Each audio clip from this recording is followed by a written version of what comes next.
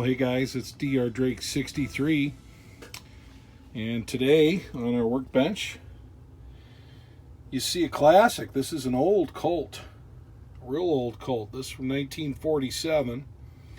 This is a 1911, and those that know what they're looking at here, yes, it's a government model. It's got a C, which means it's commercial. We'll talk about what that means in a little bit, but we fired this now a couple different times in the range in the last couple days because it's so much fun. And we're going to talk about this in detail today.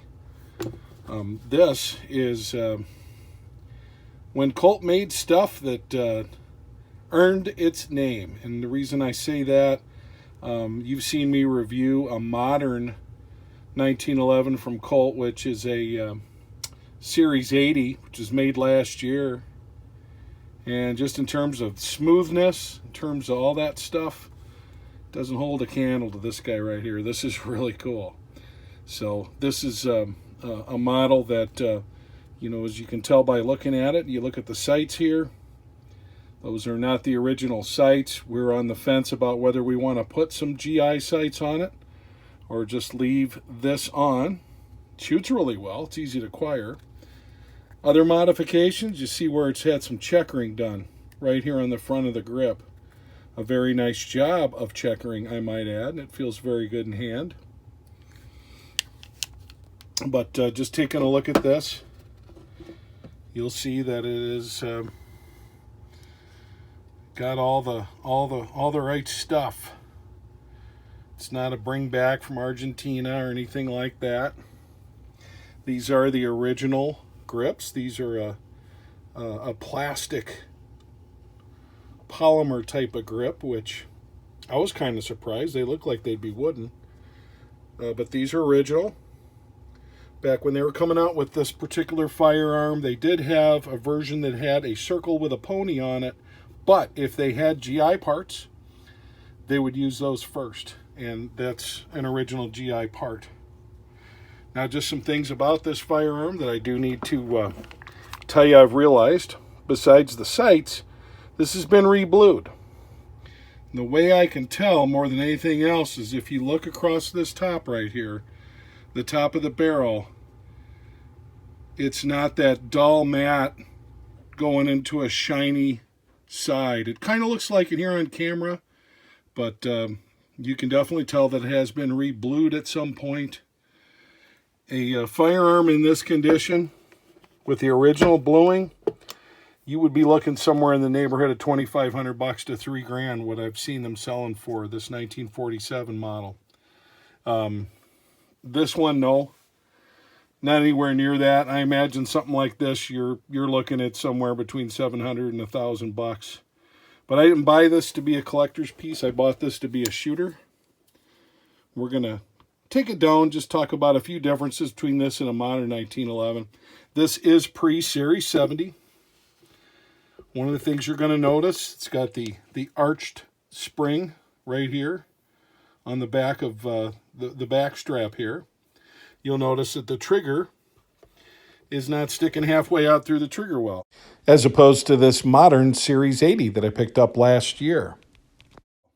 And that's very much like a Series 70. You also notice that it has serrations on it.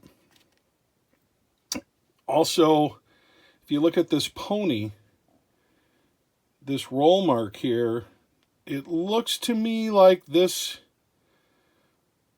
was probably polished down in the process of rebluing this. I can't believe that Colt would have put out something like this that wore off their roll mark. That would be surprising. So I think that happened after the fact. I can't believe that would get worn down from holster wear, but I could be wrong. And if you look real close, you'll see some spots where there may have been some pitting, which prompted them to want to reblue. Now, that's a fingerprint you're looking there. So, with that in mind, this is an oldie that's a shooter. That's what we're going to use it for. Let's talk about it a little bit more.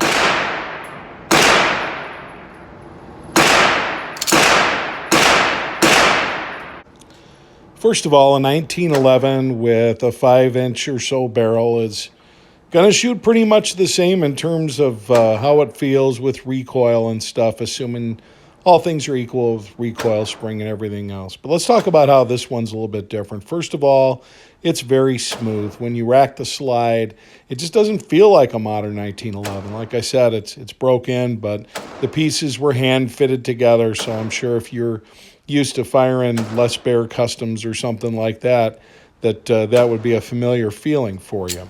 The trigger on it is great. I do like these nice sights, and even though I like the GI look better, these are easier to acquire. And as you can see, if you want to take your time, you can shoot that same hole all day long. Just a very, very sweet shooting gun. Like I said, that's why I have it. It's to be a shooter, not to be a looker, not to be a collector's item.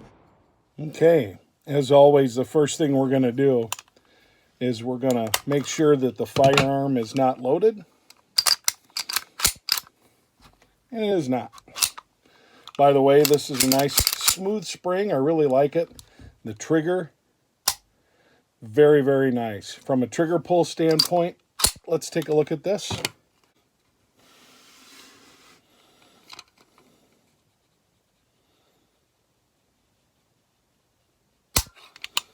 And that looks like right about 5 pounds, and I suspect it's less than that.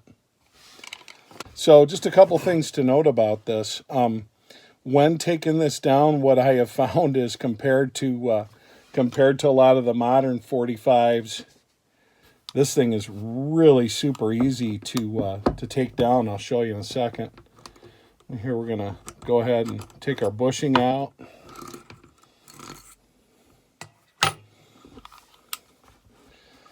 So as we slide this back here, you can see with very little effort, I'm pushing this right out. Very nice and easy. And you'll notice right here, this is kind of an old school.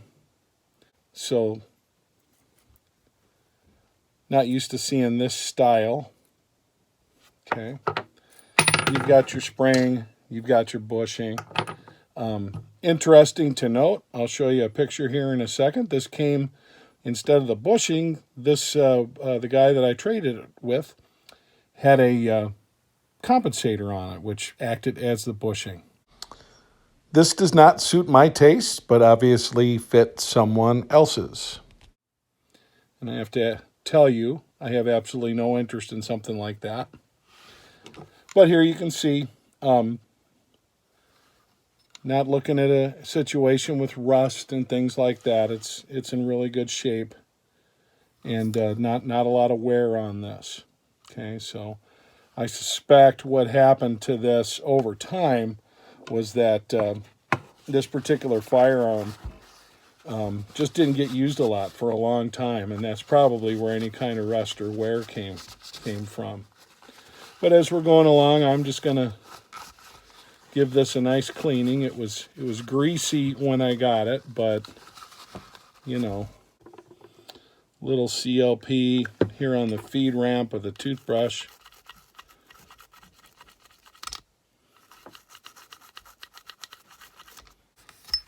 But looking at the slide and the trigger again, it's in very good shape.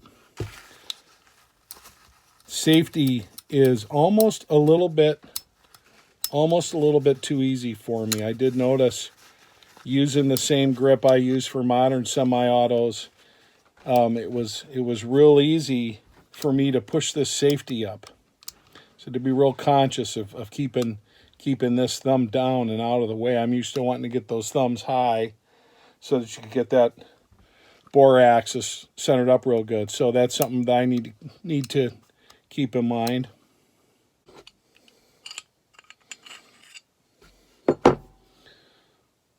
Looking at the barrel, and I'll get you a picture of this in a second.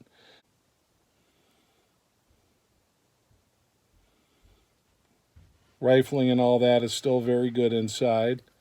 And this is, I believe, the original Colt barrel. And then last, here's the slide. one of the things I read up about these is some of the GI slides had not been hardened from length, the whole length of it after the forging process, and some were. And I'm not sure if this one had been or not. The fact that it's lasted since 1947, which is what? That's about 73 years here in 1919. So, or 2019, I should say. That tells me that whether it's been hardened in multiple places or not really is not an issue. Not an issue for me. Just taking a look at some more parts for the parts nerd in you. You can see, once again, it's 1911. It's pretty basic.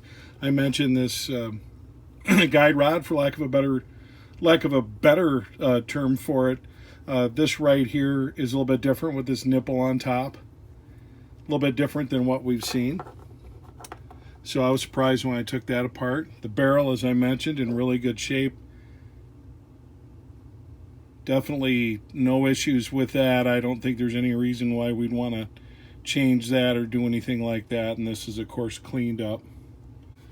Colt 45 Auto, right on the top. Some of them were unmarked. So it really depended on the parts they used. Like I said, after World War II, they canceled the contract, 1945, abruptly, which left Colt with a lot of parts. And a lot of them went into these commercial versions. Talked about the bushing already. Here's, people talk about MIM versus forged parts. Well, here you go. This is a forged part. And the way you can tell is you look at those marks right there. When it's MIM, it's a lot smoother. Here it was a forged part. They came back in and then machined it. The part that shows it's got a nice smooth surface. They weren't going to waste a bunch of time finishing the inside of this piece too much. But you can see the machine tool marks on there is what you're looking at. Looking at this slide again, like I said, it has been re-blued, which is a shame because, that original Colt kind of deep blue that they had, they don't even use that process anymore. So we're just going to have to go with what we have with. Now, the GI versions were Parkerized. And again, as I mentioned, the top here was kind of a matte dull with a shiny side, and it's pretty much, even though the angles are fooling you, the same all over. And then, as we mentioned, here that pony's pretty much missing its lower legs right there, which is kind of sad. Was that holster wear, or was that somebody dealing with a pitting issue? Not really sure. Doesn't affect the performance of the gun at all, and obviously this is a shooter, not a collector. But here you go. It's a 1911, guys. We know what those are all about. And looking inside here, you can see, I don't know if maybe when this gun was re-blued, if they also re-blued the feed ramp, but, I cleaned that pretty good, and it does not want to go down to silver or bare metal look, which tells me they probably re-blued the inside, and if I wanted to get down to that, I could. The C that you see right there in front of the serial number indicates that it is a commercial model. No difference between this really and GI issue, other than it wasn't government property, and those are marked typically as government property. Talk briefly about magazines here for a minute. One of the things I noticed right away, having had more modern 1911s, is the absence of a flared mag well. It does make a difference in terms of inserting the magazine in a hurry. These old ones did not have that. Looking up ahead, this is one of the original magazines that came with it. There are magazine aficionados who know that this is a Colt magazine that's period correct. And it works great. Also have this mech gear These are made in Italy. And I've had good luck with these in different firearms. I bought one of these just to give it a try because that's what they had. It's a 7-rounder. I'm not a big guy for squeezing more rounds out of these. And this worked pretty good. Springs a little stiff to start, but after, I don't know, probably 20 uses, it functions as good as the other one. Both of them will hold open, no problem on the last round. And I wish I could say that for it was a 2018 Colt that I purchased, where I had issues with that, regardless of the magazine. So you do the math. Do they make them like they used to? I don't know. But this one right here, this is an extremely smooth shooting firearm. I love this trigger. I like that trigger to be farther back in the well. I know some guys like it a little bit farther forward. It's just a matter of personal preference and how you adjust.